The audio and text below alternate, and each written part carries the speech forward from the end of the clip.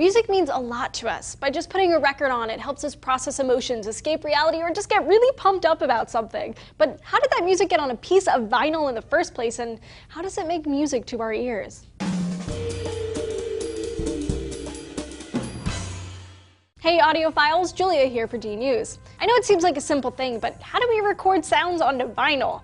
How does this vibration produced in our throats get carried through the air and captured on a disc? Well, it wasn't easy. For centuries, there were attempts to transcribe sound onto paper. Back in the mid-19th century, scientists were studying how sound waves move through the air and vibrate. Inspired by studies of the inner ear, French scientist Edouard Léon Scott de Martinville tried to recreate the eardrum with the thin membrane. Attaching this membrane to a stylus or etching pen, he could trace the vibrations that hit that membrane onto a piece of paper or glass. But it took at least 20 years for anyone to realize that, hey, these 2D lines on a piece of paper, if turned into 3D grooves in something, might be able to be played back. The earliest attempts at recording the human voice go back to the 1870s, and like most inventions of that era, was developed at Thomas Edison's labs. Once we had sound waves figured out, there had to be a way to mark them down somehow and replay them later. Edison's labs came up with a cylinder covered in tinfoil with a needle attached to a thin membrane called a diaphragm. As sound waves hit the diaphragm, they jiggled the needle, which etched the vibrations and movements into the cylinder. But he wasn't the only one working on it. Emil Berliner developed a similar system, but his had a hand crank that turned not a cylinder, but a flat disc, cutting three-dimensional grooves of sound waves directly into it.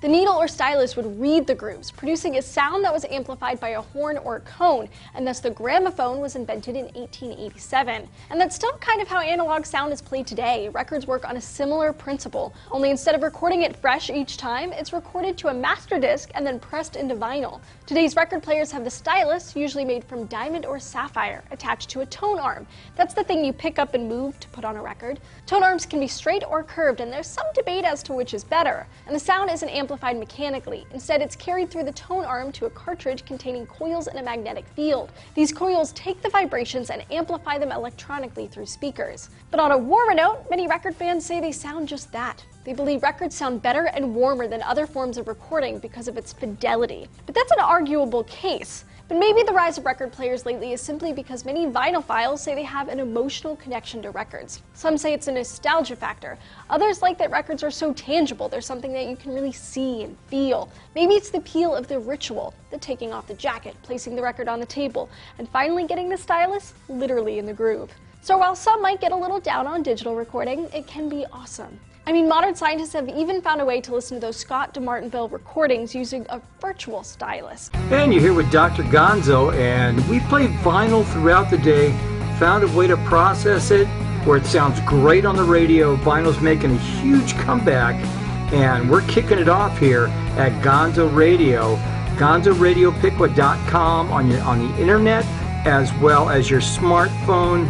And Gonzo Radio is always going to be at the front of the line with playing great tunes on vinyl. So here's a solid hour of vinyl records. Just like the old days, folks. That's why you have a DJ here, not a cruise director.